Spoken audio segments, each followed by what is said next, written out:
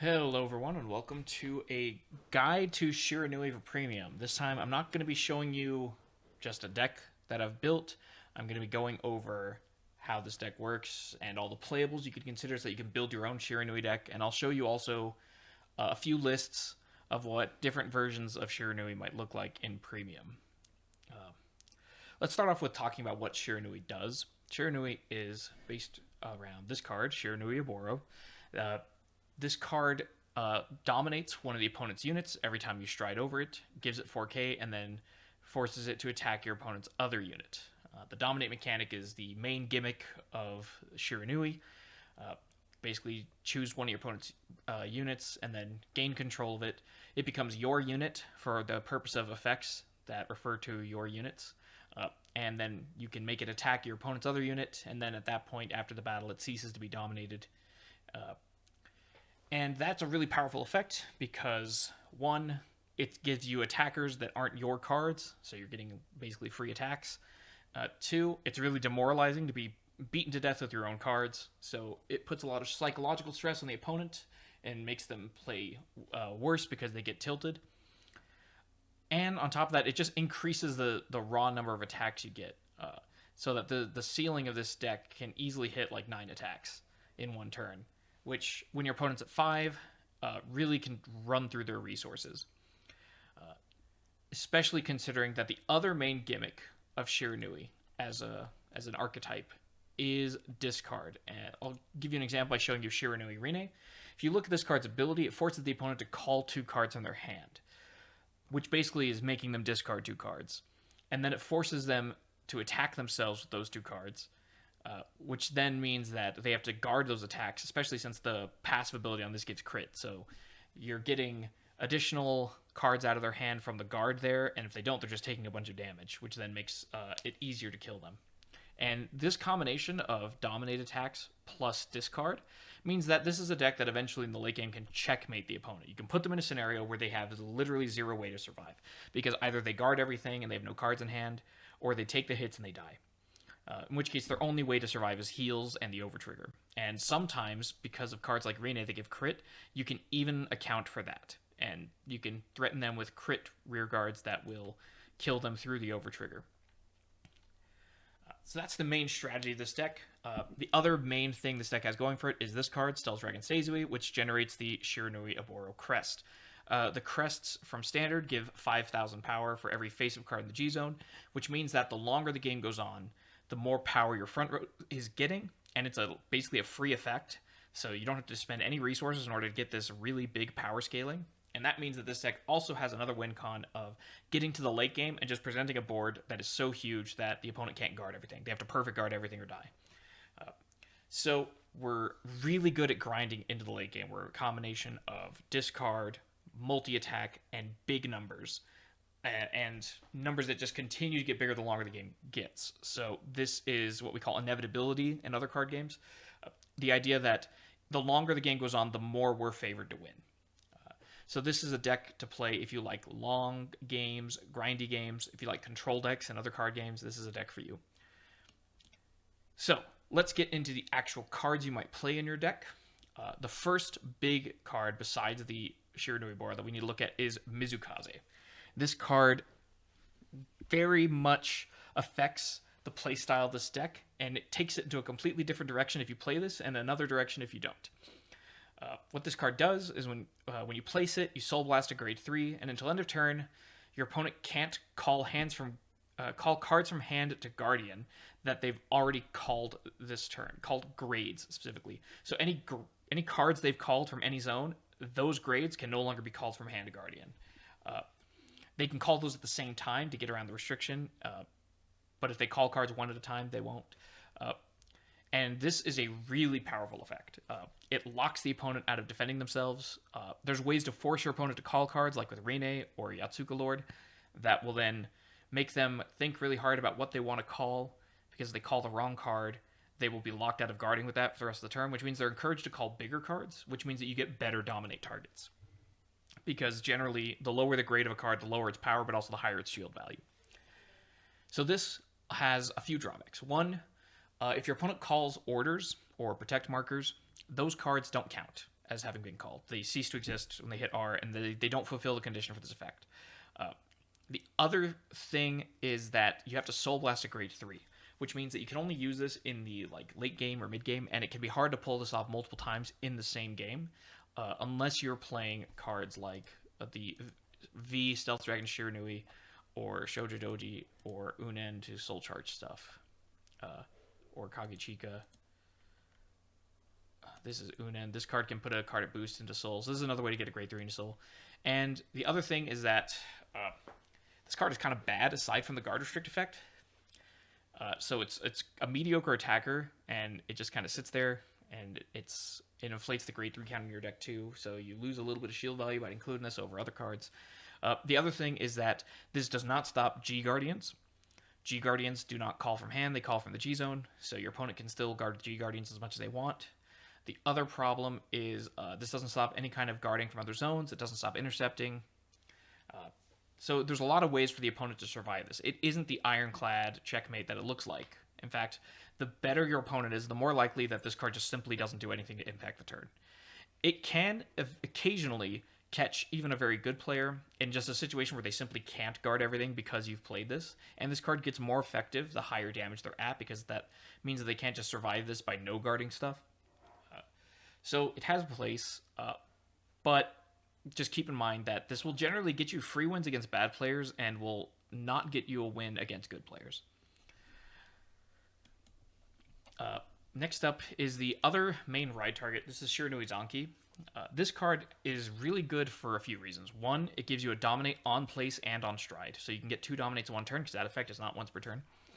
And the 2k is kind of bad, but with the crest gives 5k to dominated units, so this will be plus 7k, which means that it can hit much better numbers. And then it has an effect at the beginning of ride phase where you Soul Blast 1, you draw a card, and you force both players to call a card to R from hand. And that can force the opponent to give you a dominate target. It can get one more card out of their hand because it's essentially a discard. And it can, it's basically a one-sided minus effect, because one, you drew a card to replace a card you called, and generally you're going to call a card you wanted to attack with that turn. And again, if your opponent calls the wrong card and you're playing Mizukaze, you can then lock them out of guarding with that grade for the rest of the turn. So that's the other main use of this, besides the dominates and besides the discard, is the fact that it's another grade 3 to ride against Mega Colony, because Ghidorah stops your units from standing, including your Vanguard. And if you stride onto a unit, it strides into the same position as the unit that it becomes the heart card. So if you stride onto a rested Vanguard, you get a rested G unit, which means that you don't get to do anything with your stride usually. So you have to re-ride every turn against Ghidorah if you want to pressure them, and having more grade 3s that we can ride just gives us the option to do that. And in crest builds, we are locked into riding Demon Stealth Dragons, so we have to ride Zanki. That's the only other legal target besides Oboro and the V version of Oboro, which we don't want to play because it's very bad. So that's generally the grade 3s you're going to be looking at. We also have Stealth Dragon Shiranui. This card is a utility card and an attacker. We mostly play it in builds with Forbidal because it's a search target. But it also is a grade 3 that puts itself into Soul at the end of the battle it attacks. So it's a good way to fuel Mizukaze. And you can pitch it to stride. And it has this effect where it forces the opponent to bounce a rear guard and then discard a card. And if you bounce a token, they just have to discard a card and get nothing back for it. So it's just a straight -1 to the opponent. But usually you can bounce something that has low shield value and force them to discard to reduce the average shield value of their hand. And it draws a card, and it gets rid of itself. So this deck is very good between this card, Unen, and Yamashibuki. We're good at hiding powerful cards from the opponent so that they can't attack them or damage Nias, especially Unen. Unen can puts the thing it boosted into Soul and then bounces 2 things, which means we can leave an empty board every turn. So Shiranui is weirdly resilient to retire decks that retire in the main phase. We're susceptible to decks that retire in the battle phase, like with the Nile Griffin. So that's the grade 3s. We'll talk a little bit about the Forbidal package. You play a Virina. This is a grade 4 that can be searched with Forbidal and goes to hand when you don't want to search 2 cards to call. And it's a restander for Soul Blast 1 when your Vanguard attacks, and it's a base 13, which makes it above average for a Protected Clan. That's really all there's to say about this. You can only call this when you're on a stride. Important to note, because you never have a grade 4 unless you've used stride. This is the other search target, of course, and we play Forbidal because it can find Mizukaze. Another important thing is that Unen can find Forbidal when you ride over it. So you can always get a +1 off of your ride up when you use this as your grade 1, which can help mitigate the downside if you're a Crest build and you didn't ride Crest. And this can present a viable backup win con if you don't ride Crest. So that's another reason to play Mizukaze. So this is the Forbidal that I'm talking about, by the way. Forbidal just lets you search for 2 grade 3s with different names, or a grade 3 and a grade 4, and the grade 4s go to hand, or grade 3s get called. It's a Regalis piece. You can only use it once a game. You can only play 1 copy, but it's just a nice way to increase the odds of us finding Mizukaze when we need to. Next up is what the grade 2s might look like, and we'll start with the ride target options. Starting with Shoujo Doji. This one is a card from Standard, and it's really good when you ride it on grade 2, and it's really bad at all other stages of the game. When you place it on V, you look at the top 5, you pick 2 stealth and normal units, one of them goes to soul, and one of them goes to hand. So this helps build soul for all of your soul blast costs. It can find grade 3s and put them into soul for Mizukaze. And it can build a board to call the early rush your opponent, which is really nice, and it can help you find pieces that you're missing. And combined with Unen and Yamashibuki, anything you call, you can bounce to hand, which means you can get stuff like discard fodder or perfect guards into hand if you're playing normal unit PGs and stuff like that, or get restanders into the field and bounce them to hand to protect them for the late game. It's a really solid ride target. It is the best ride target available to the clan. Its only weakness is that it doesn't do anything on R, and it's bad at all their stages of the game. So playing this is kind of playing like a high roll version of the deck, but it's easier to get than you think because of our other grade 2s. The other primary ride target to consider is Yamashibuki. This card has the skill that when it attacks you, counterblast 1, bounce a rear guard, and you get 2 evil decoy tokens, which are grade 0, 5k shield, back row interceptors that can't boost or attack. And the main reason to play this is because it gives you access to this stride, Jakumeso, which requires you to retire 2 grade 0s to get a full board bounce and call 2 units and 10k in a crit on the Vanguard and draw 2 cards, which is really, really strong. So you have to retire 2 grade 0s, and normally you'd be retiring 2 triggers, but with the Yamashibuki, you can make 2 tokens and use those instead. Also, this lets you just reuse any on-place effects, which is really useful, and this gets power for grade 0 rearguards in play when it's on R, so if you call triggers or call evil decoy tokens, this actually can become a pretty big attacker, which gives you some good aggression, especially in the early game. So overall, it's a pretty good card. This is a really solid option. It's more consistent than Shoujo Doji, but it doesn't build resources, it costs resources, whereas Shoujo Doji builds resources. So that's something to consider. This makes your counterblast management harder. This means you have to no-guard the early swings, so make sure you have CB in order to pay for Yamashibuki, whereas with Shoujo, you can guard the turn 1 attack from your opponent when they go second, and you don't care about not having CB because nothing in your main deck costs counterblast, only your strides do, whereas this now introduces an additional strain on your resources.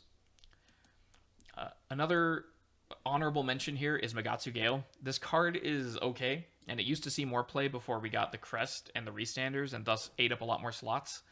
What this card does is when it's placed, you can counterblast 1, soul blast 1, and draw a card, and you get 6k, so it's a decent early rush card. And then at the end of the battle attack, you put it into soul and bounce another rear guard. So this is another way to keep your board clear. It's another way to get reusable ETB effects on stuff, and it's really resource intensive, and we have better cards to play now, generally speaking. So this card gets cut a lot, but it's worth considering still, and some people still play it to this day. It's just less common than it used to be. And then we have the Restanders, starting with Furai, because this is the better one. This card and Sekie both have the effect that when your Vanguard attacks, you can Soul Blast 1 and restand them, and Furai gets 5k power for every time a unit dominated attacked. So it scales up, and Sekie gets 10k power and a draw when it restands if your G-Zone is 2 or more face-up cards. So Furai is the more aggressive of the two, and is the better finisher, because if you can pull off multiple dominates, like with Zonki or with Rine or something, this can hit really big numbers. Whereas Sekie hits smaller numbers but draws a card, which means that it can help you survive into the late game a little bit better if you know your opponent isn't going to die. So both of them are really good. I would play more Furai personally. But you can really play either one. You can play a split. And you can play up to about 6 Restanders before your resources get overwhelmed.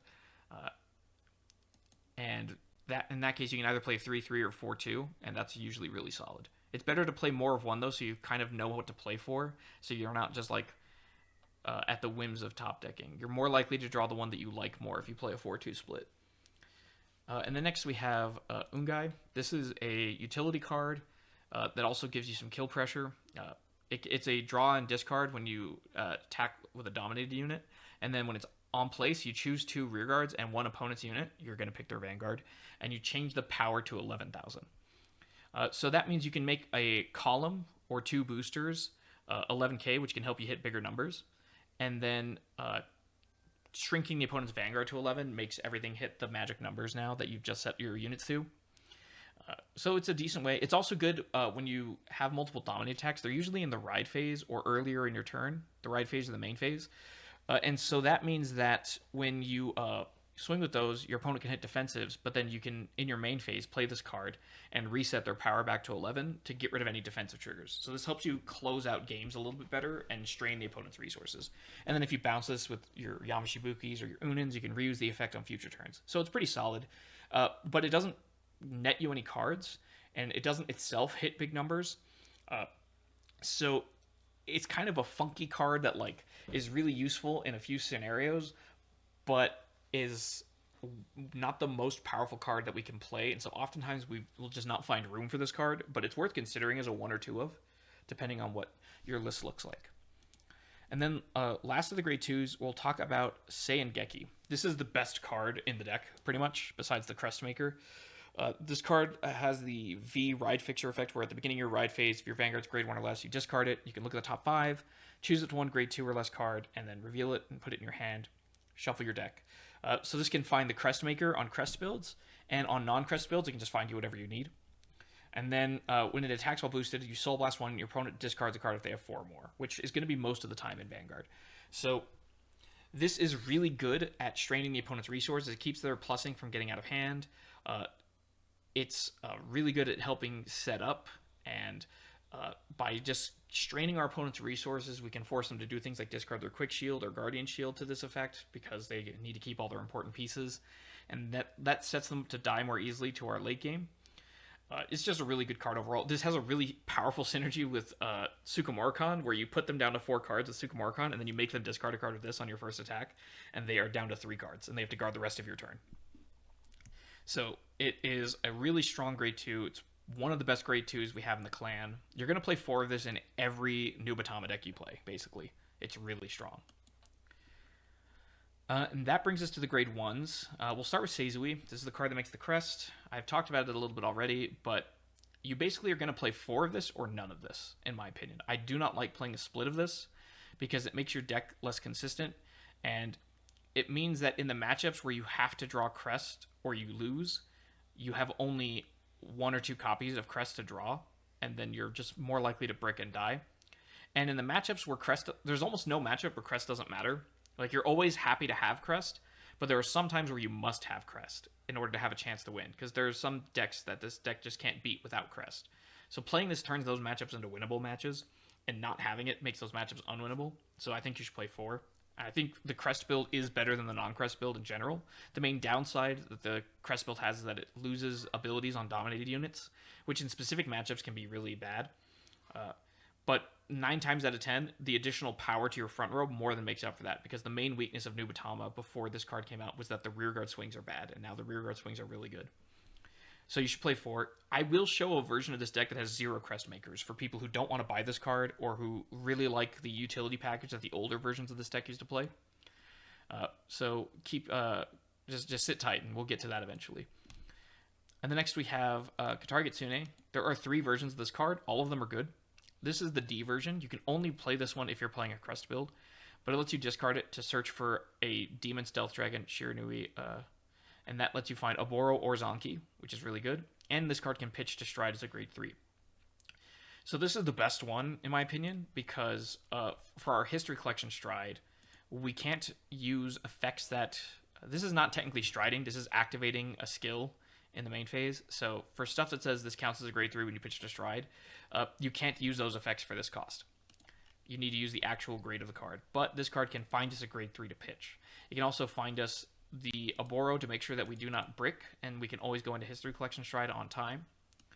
And then it can find us the Zonky in matchups where we want to ride Zonky as a finisher. So it's really flexible. It's really solid. And then it also deck thins when we discard it to search. And it can pick up copies from the drop if we have used up all the ones by drawing them or damaging them. So it's almost never dead. It's really solid. And it's the most... it's the best at finding you the grade 3 when you need it out of all the versions. The other notable one is the V1, which is the top 5 check for grade 3, and then if you add it, discard a card, and then this gets 5k if you have a token. This is only really good if you're playing Yamashibuki to make sure that you can make tokens. If you're not, I would not touch this card. But it is technically less consistent. It always works in that it always checks the top 5 for grade 3, and this can add heals, which can give you some extra defense, but it doesn't hard search, and when you need a Boro, you really need a Boro, so I don't like this card as much. And then we have the G version, which is a hard search for a Boro. It'll search for any grade 3 Shiranui, which is nice, but you place it, you reveal a grade 3, and then you search for a Shiranui, and then you discard a card. The problem is this is only when it's on R, so you can't ride this if you want to get the effect. You have to call it as a rearguard, which means you're essentially getting a -1 to get it, because a 7k unit in play is not very good. But it's something, at least. And you can pitch this to Stride when you're in the late game and you already have the Shiranui on your Vanguard, and you don't need to search for another one, you can just pitch this. So it's a little bit nicer. So I'd play this if I wasn't going to play the D1, and I would play the V1 only if I didn't want to play the other two and I was on Yamashibuki. And then, as an honorary mention, we have Stealth Beast Tobitachi. This is not a Katari Gitsune, but it does something similar. One has another effect where if you have a token, it gets 5k, and all your tokens get 5k. But the tokens can't attack, so that doesn't matter.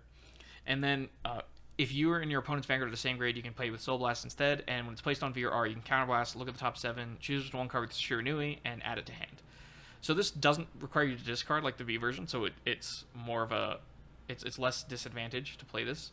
But Soul is really precious in this deck, and so is CB. So when you whiff on this, it's devastating, because you had to spend a resource and you got nothing for it. But if you don't whiff on this, it's really good.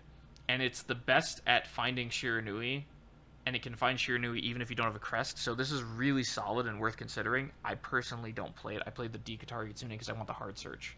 But this is a really good card to consider. And then we have some grade 1s that you would only play if you're not playing the crest. Like we have Kagechika. This card puts a stealth card from your drop in a soul, so it's a way to set up Mizukaze. So you can put a grade 3 that you've pitched to Stride into soul, and then soul blast it for Mizukaze.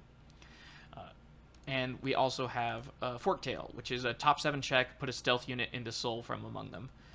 These are both ways to pay for all your soul blast costs. They're reusable because they're both on place and we can bounce them. So they're really good, but there's just not room for them in the crest build. And you don't need the additional soul. This deck has exactly enough resources to do everything if you play correctly. So better resource management will usually make these cards unnecessary. But if you're not playing crest, you just have slots to use, and so you can just use these because you need filler for your deck anyways. And next we have the other main right target, Una, and I've talked about this a lot already. When it's wrote upon, you Soul Blast 1 to reveal grade 3, and you search for a grade 3, and then put a card from hand on the bottom of the deck. So you put a trigger back, and you reveal a grade 3 normal unit, and then you find any grade 3 in your deck. So you can find heals when you need to survive, you can find Forbidal, the plus cards, or Bracing Angel Ladder, or you can find Mizukaze if that's what you want, or you can find the Aboro if you already have a Mizukaze. It's really good. But it's not as good as the Crest, because the G-Zone scaling is really strong. So you would rather ride the Crest over this if you can. And I will mulligan this card away to make sure I can find the Crest if I'm playing a Crest build. And then the main reason we're here is that at the end of battle at boosted rearguard, you put the boosted unit into soul and you bounce 2 things. So this gives you really good soul generation. It lets you, again, hide your units and protect them. And we often have units that we want to attack with early, like Sangeki, that we then want to call over anyways to replace them with restanders. And this just gives you a way to get some value out of it. Instead of just calling it over and losing a card, you get to generate soul with it. So that's a really strong effect. And it's probably the second best grade 1 in the clan. And the next we have Rui. This is a card you only would play if you're not playing Crest, because you don't have space. But when this is wrote upon, you Soul Blast 1, and if your opponent's Vanguard is grade 2 or greater, your opponent discards a card, and if it's grade 1 or less, you draw a card. So, basically, if you're going second, you get to force them to discard, and if you're going first, you get to draw. And then when it's placed on R, you can Soul Blast 1, and you make your opponent discard a card, and if they have 5 or less, they draw. So you generally want to use this when they have a bigger hand, or a moderately sized hand.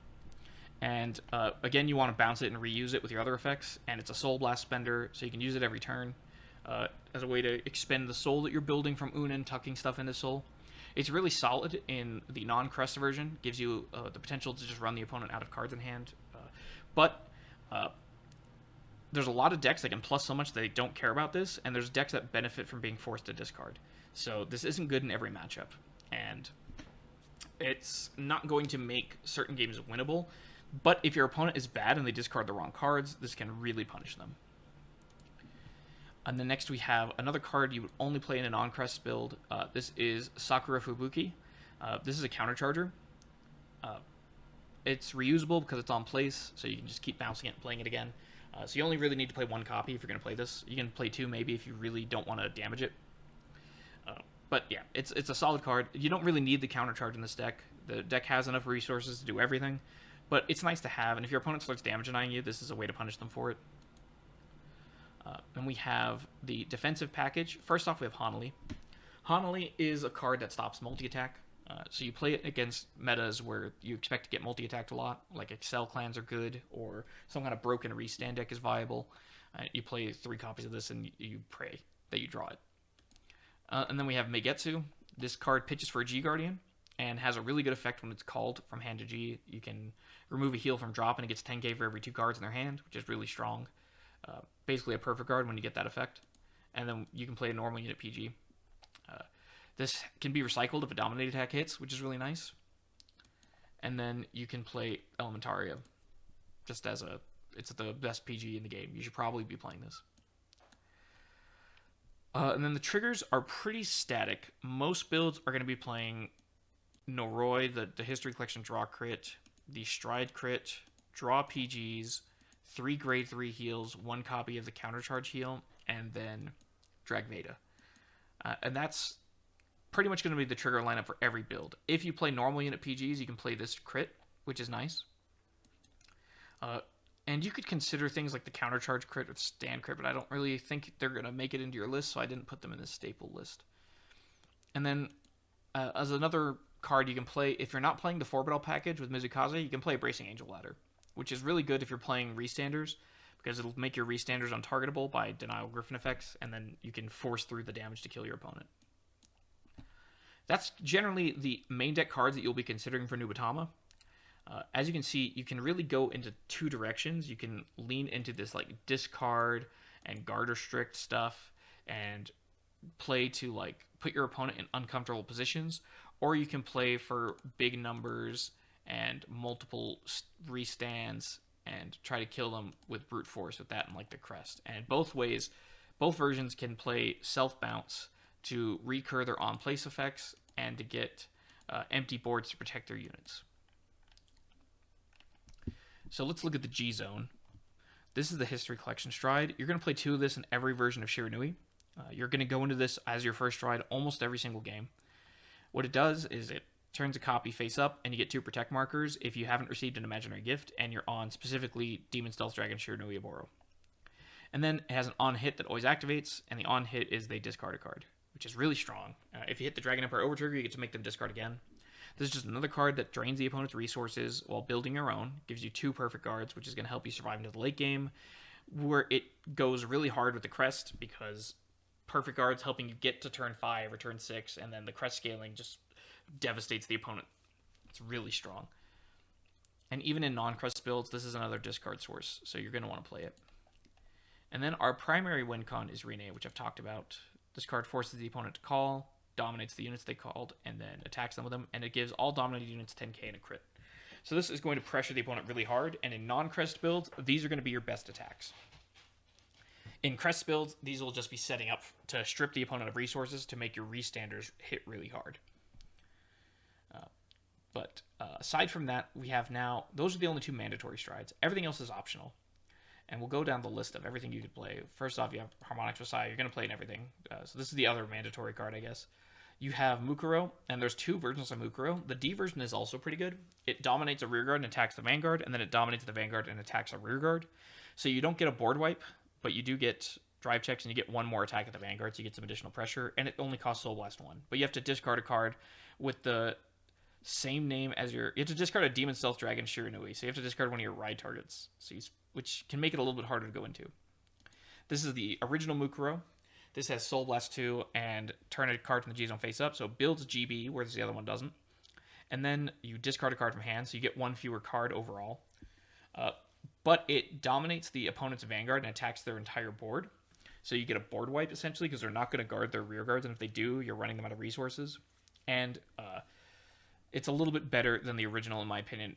It also generally can get through resist effects, because things like Bracing Angel Ladder generally give rear guards resist, but it's pretty uncommon for the vanguard to get resist. There's a couple decks that can do it. And so if they don't give their vanguard resist, this can give you a source of dominate attacks to turn your restanders on, because the restanders all require you to have attacked with a dominated unit. And this gives you a way to break through those effects. Whereas this one, because it picks a rearguard first, you can't use this if their board has resist, or if they played a Bracing Angel Ladder or something like that. So that's something to keep in mind. But this one will cost you more soul and will plus you fewer cards. So that's another thing to consider. It also will generate one fewer dominate attack, because this vanguard attacking the board is one battle. So for things like Furai, you're still only getting one attack, whereas Mukuro, you'd be getting two dominate attacks.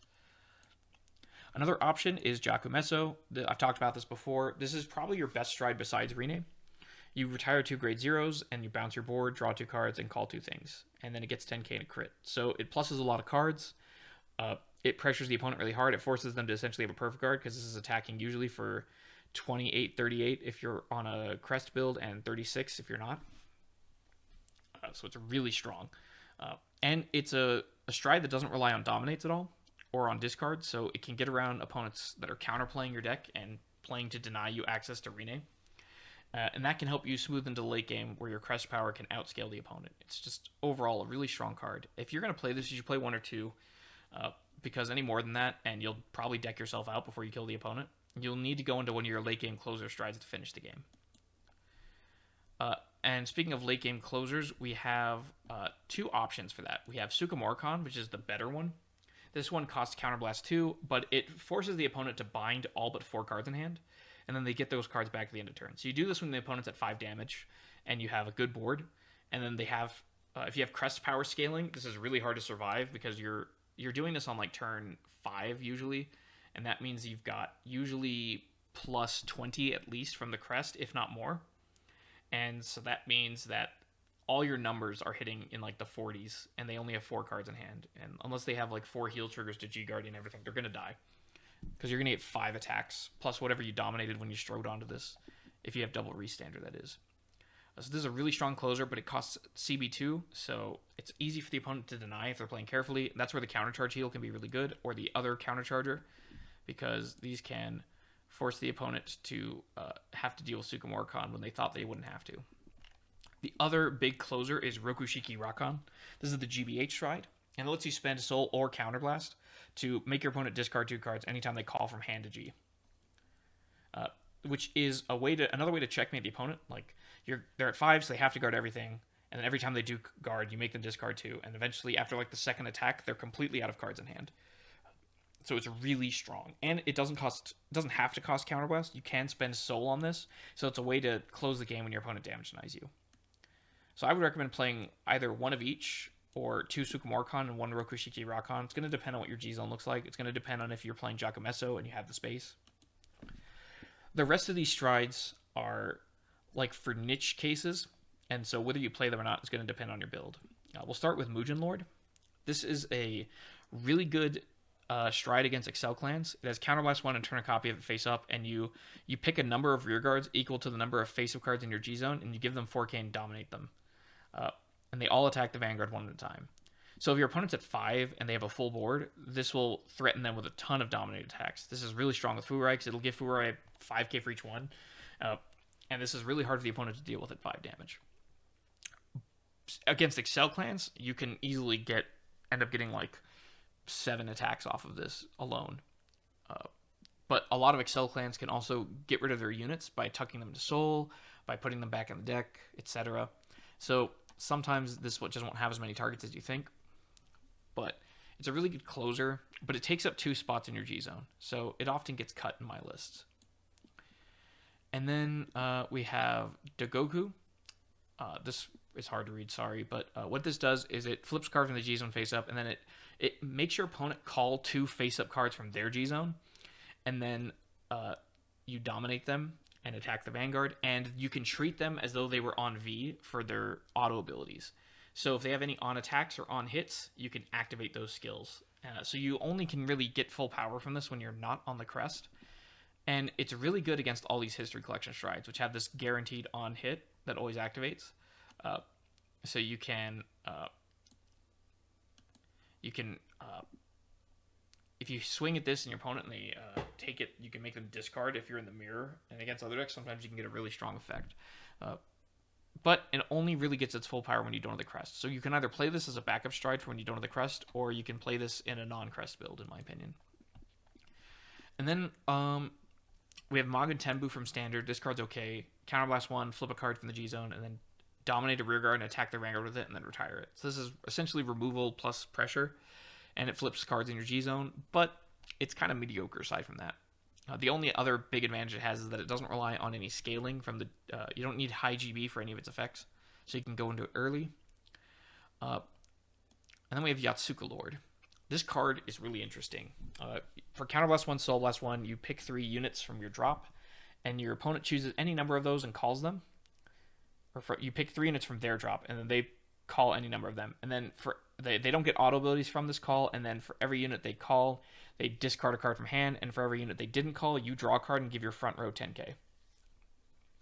So this can put the opponent in a really interesting position. Do they want to lose all the cards in their hand, or do they want to give you 3 cards? And on top of all that, your restanders are in play when you do this, so you can give your restanders additional power and get a lot of value out of it.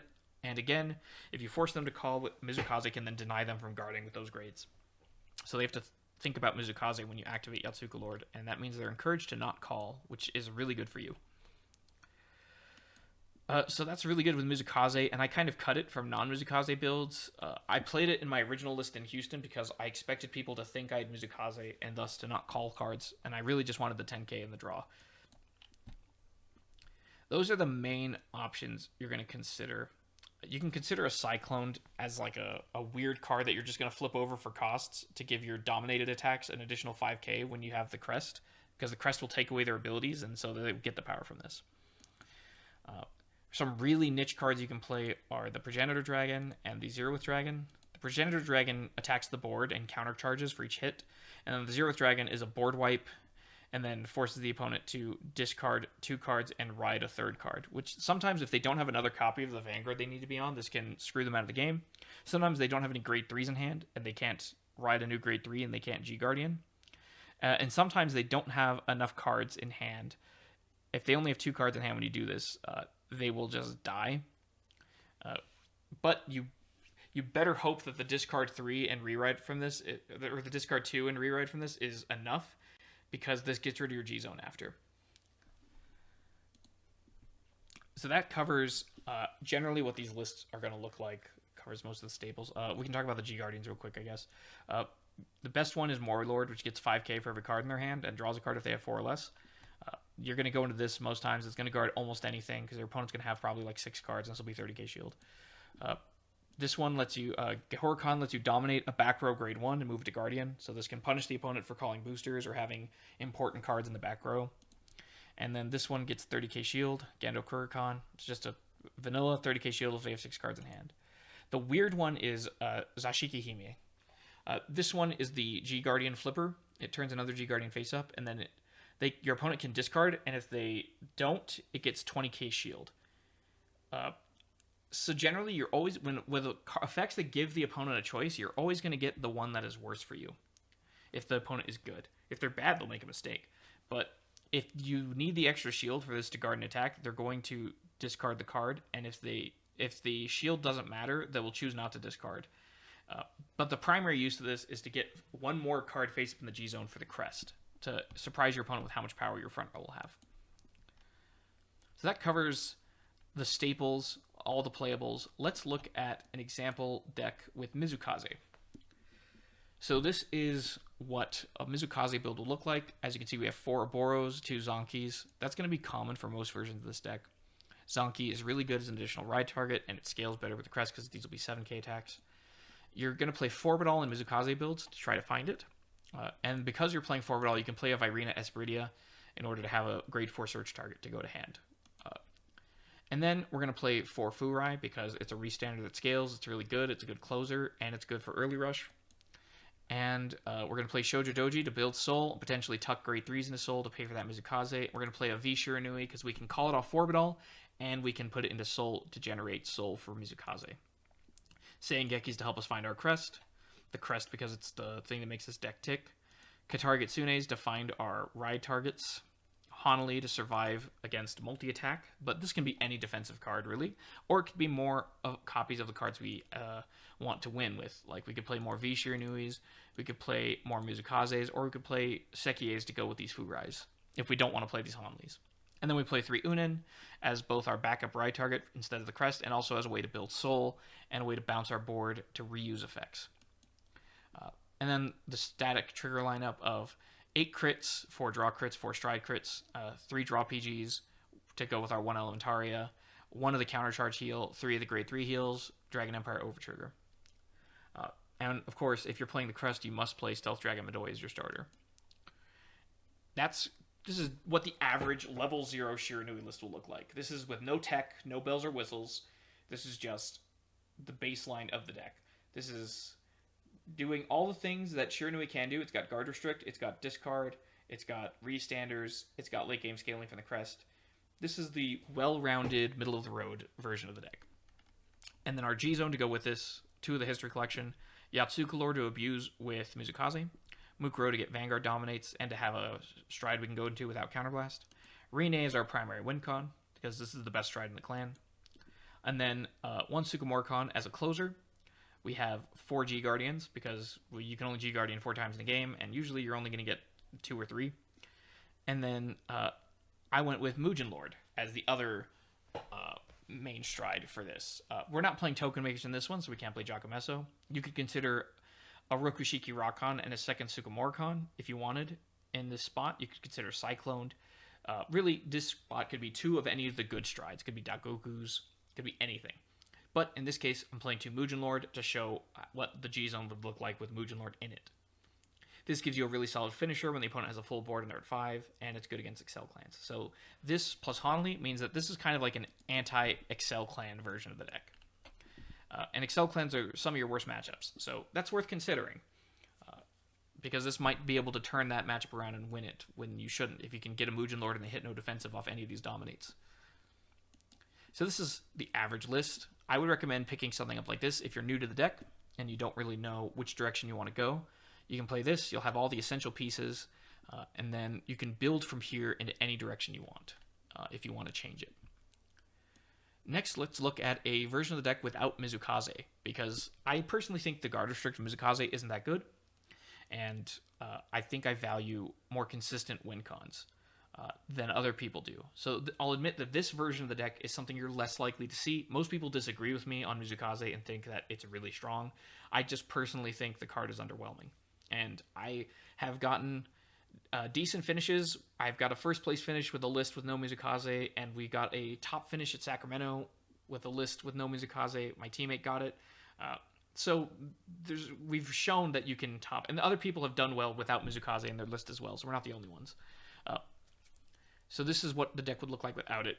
In this case, because we're not playing it, we have no reason to play Forbidal, so we cut the Virina, and we cut the Forbidal, and we get to play Bracing Angel Ladder, which will give your Restanders protection when you want to go in to kill the opponent. So you just save this until your opponent's at high damage, and you're ready to finish them off with double Restanders. We still play a V Shiranui because it pitches to Stride, it goes into Soul, and it's a good early attacker, especially on our first History Collection Stride turn. Still playing 4 Boros, 2 Zonkis, because these are the good ride targets, and this is the good ratio. We play 6 Restanders because our primary win con now is Crest Power scaling into 5 attacks. And then we play a Yamishibuki as our backup grade 2 rearguard or as our ride target, because this will give us tokens. It will give us the ability to bounce our restarters when we attack with them early to keep them in our hand safe, and it'll give us access to Jakumeso, which is the other best stride besides Rine. We, of course, play 4 Seingeki in every build of this, and in this build, we're less concerned with using it for discard, though it still would be really nice to be able to do so, and so we're playing 3 Unin to have a booster to consistently be able to boost this Seingeki. And instead of Hanlis in this build, I'm playing 2 Meigetsu, because this can pitch for G-Guardian. So this gives us a little bit of extra defensive power against big swings instead of multi-attack. And if we look at the G-Zone looks very similar, but we're not playing Yotsuka Lord because we don't play Mizukaze. And instead we have a Rokushiki Rakan. And instead of the Mujin Lords, we have 2 Jakumeso, which will give us a stride that draws cards and doesn't rely on Dominate. Which gives you a backup win con against decks that can protect their units like Grand Blue and some other decks. So this is what I would expect to play if you were like me and you didn't want to play Mizukaze and you didn't like the Guard Restrict and you thought that Forbidal was kind of clunky. This is just a really solid, consistent build. This list, I've tested this list a lot specifically. This was what I was going to play before we changed the deck again for Sacramento. I think this version is like a really strong baseline. And again, you don't get Soul from the Shoujo Dojis here, but you don't need it as much because we can go into Jakumeso and don't have to go into double restanders right off the bat. If you don't want to play Yamashibuki and Jakumeso, you can replace these with Shoujos. You can cut these 2 for any strides you want. And I would recommend playing a second Sukamori-Con as one of those strides. That gives you, against Protect clans that can give you fake cards to stop your Rine from giving Dominates, you can go to Sukamori-Con 2 turns in a row against them.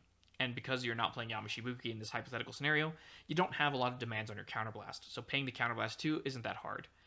And the first Sukamori-Con will usually not kill them. It'll push them up to high damage as they simply can't guard everything. And then the second Sukamori-Con finishes them off. So that is the other way to win against decks that protect themselves from dominate attacks by calling orders and protect markers to stop you from getting swings. And it gives you another way to win that checkmates the opponent with a hard to guard turn that isn't Mizukaze. So if you don't play the Jakumeso, I would recommend always playing the second Sukamori-Con.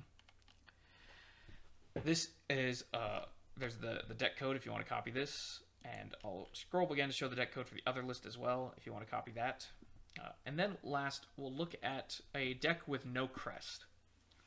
This is not something I would recommend playing unless you just really like this. I think it's less competitive than a crest build. But if you don't want to pay the money for the crest, because I think they're like $70 a piece now, and you don't want to spend that money and you just want something you can play, or if you want to know what the deck will look like if the crest ever gets banned, or if you just really like the grindy discard gameplay of the old versions of the deck, or you like stealing your opponent's abilities off their units, this is what I would play if I didn't want to play the crest. In this build, we can play 3 Shoujos and 3 Yamashibukis because we have a lot of space, because we cut 4 grade 1s. And that gives us a really good ride target and a really good rear guard. We still play Seingeki because it discards, and that means that we can play a discard-focused game plan. We still play Forbidal, Mizukaze, and Virina because without the crest, we need to kind of checkmate the opponent in another way, and getting guard restrict every single turn to make their guarding awkward is a really good way to do that. And because we're playing Yami Shibuki and Unins, we can bounce this single copy of Mizukaze over and over again.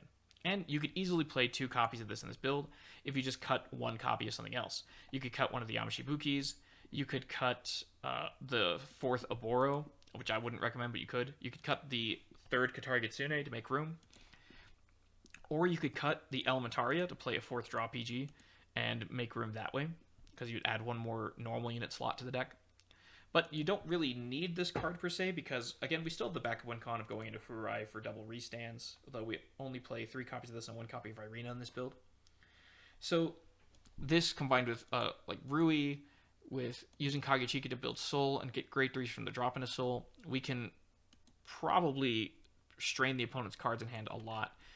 This build, unfortunately, is a bit softer to decks that can deny us dominate targets because our rearguard attacks are going to be low power. This is a 13k base. This is a 10k base that gets 5k for each dominate. So if they don't give us dominates, it gets nothing. This is usually a 19k attacker. This is a base 10k. This is a 22. We don't have the best numbers here. So these rearguard swings are going to be one card guard usually for everything in our deck will be one card guard for the most part, unless we hit triggers. So that means that we are really reliant on this Renade to go the distance for us, or for this Sukamorikan to just lock the opponent out of being able to guard everything. If we can't do that, this deck is not going to win. But it has the tools in order to kind of do that, because it has all these discard outlets, and it has Mizukaze to get guard restrict, and a way to search the Mizukaze at will with Forbidal. So it's not unreasonable to play. And before the crest, this deck was putting up results. Back in the BCS season of 2023. It was, I think, in the top 10 most topping decks still. Though it was not in the top 3. It was like 5th or 6th place or something, I think, off the top of my head. So the deck was viable, and it's playable. It's just this version is weaker than the crest build. So if you can get your hands on the crest maker, I would play that if you only care about winning. If you just want to play this because you think it looks neat or you want to have fun, definitely pick it up and try it. It's a really fun kind of bounce your own units and reuse them deck and make your opponent discard, which is not something you get to do in every deck in Vanguard. So this deck can be very fun. If you're just trying to win a regional, I would play the crest build though. And the G zone for this is going to be very similar to what we would play in the other deck that had Yamashibuki. We're playing Ajaka Meso to abuse the retire 2 grade zeros effect. We're playing Yatsuka Lord to go with our Mizukaze. We're playing Dekoku in this because with no crest, we can actually use the effects of the G units we dominate, which is really nice, and can be really good against other Shiranui decks because we can force them to discard with their own Gedatsurikans if we go second.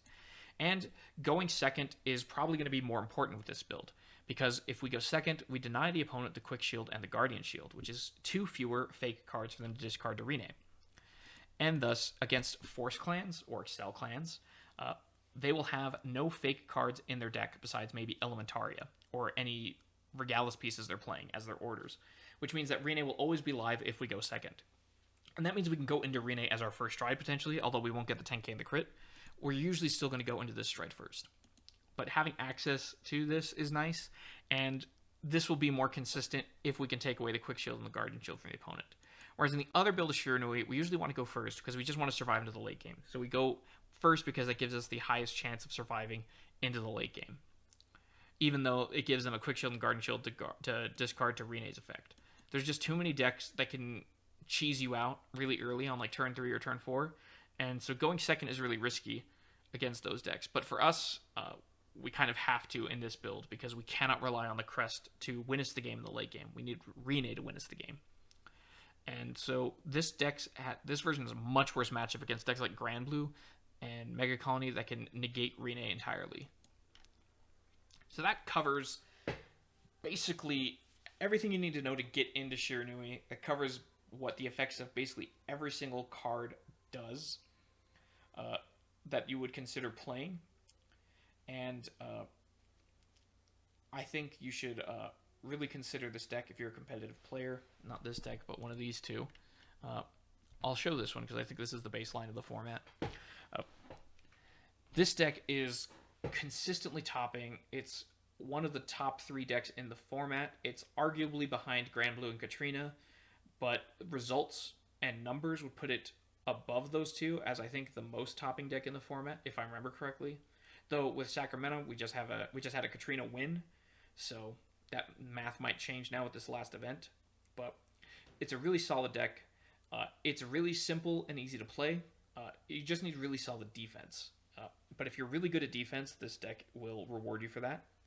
And it puts a lot of mental strain on the opponent to figure out how to navigate your discard effects and your guard restrict. And it just throws a lot of raw power at them. You just get crest scaling, you get restanders, you get discard, and the onus is on the opponent to deal with this, or you are just slamming your cards down and turning them sideways. So that summarizes basically everything you need to know to get into Shiranui. Let me know what you think in the comments, or if you have any other questions that I didn't answer in this. But until then, until next time, good luck card fighting.